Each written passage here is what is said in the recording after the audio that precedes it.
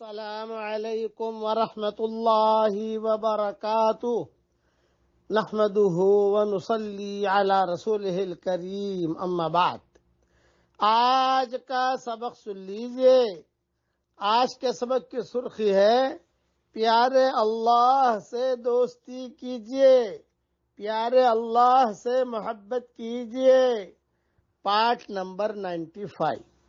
رسول اللہ صلی اللہ علیہ وسلم کا ارشاد ہے کہ جو بھی لوگ اللہ کے ذکر کے لیے جمع ہو اور ان کا مقصود صرف اللہ ہی کی رضا ہو اور کوئی مقصد نہ ہو، تو آسمان سے ایک فرشتہ ندا کرتا ہے کہ تم لوگ بخش دیے گئے اور تمہاری برائیاں نیکیوں سے بدل دی گئیں۔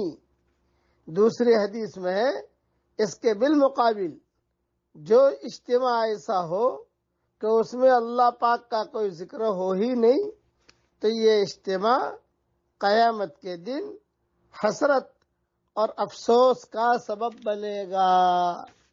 یہ حدیث بھی امام احمد نے نقل کی ہے اور طبرانی نے بھی نقل کی ہے اور دوسری بھی کئی کتابوں میں موجود ہے۔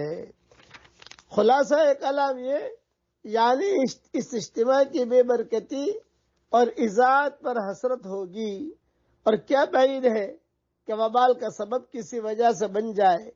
ایک حدیث میں آیا ہے جس مجلس میں اللہ کا ذکر نہ ہو، رسول اللہ صلی اللہ علیہ وسلم پر درود نہ ہو، وہ مجلس والے ایسے ہیں جیسے مرے ہوئے گدھے پر سے اٹھے ہوں۔ ایک حدیث میں ہے کہ مجلس کا کفارہ یہ ہے کہ اس کے اختتام پر یہ دعا پڑھ لے۔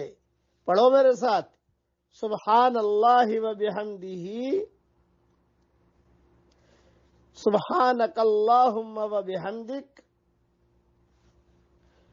اشہد ان لا الہ الا انت، استغفرک و اتوب الیک۔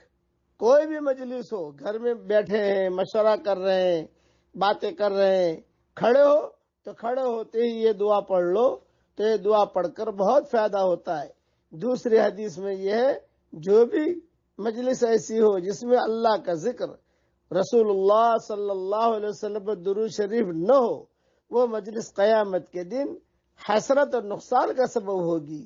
پھر اللہ تعالی شانو اپنے لطف سے چاہے مغفرت فرمائے، چاہے مطالبہ اور عذاب فرمائے۔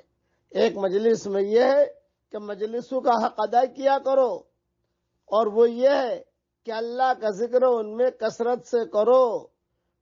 مجلس کا حق یہ ہے کہ سبحان اللہ پڑھ لو، الحمدللہ پڑھ لو، صرف جو ہے کھلکھلا کر ہنسنا، قہقہ مار کر ہنسنا، صرف چائے پینا، قہوے پینا، یہ نہ ہو۔